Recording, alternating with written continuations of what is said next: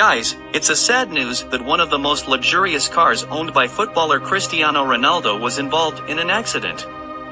Bugatti Veyron Vitesse, which the Manchester United bought in 2018 for a whopping $1.7 million, had been shipped to Majorca for his family summer holiday when the supercar got in an accident.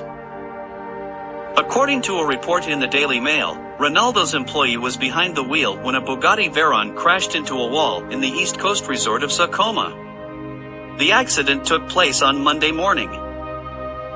The supercar was taken away in a blue tarpaulin while police is currently investigating the crash. However, officials have not yet made any comments on the matter. The driver escaped the incident unhurt. However, the supercar's motor was severely damaged in the crash. Thankfully, or maybe, unfortunately, depending on insurance, we're pleased to hear that Cristiano Ronaldo was not behind the wheel when the incident occurred.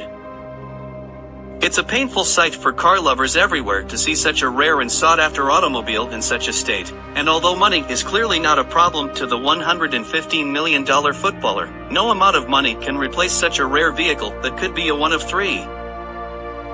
Viewers, for more supercars-related news, please subscribe and keep watching HMK.Super.cars.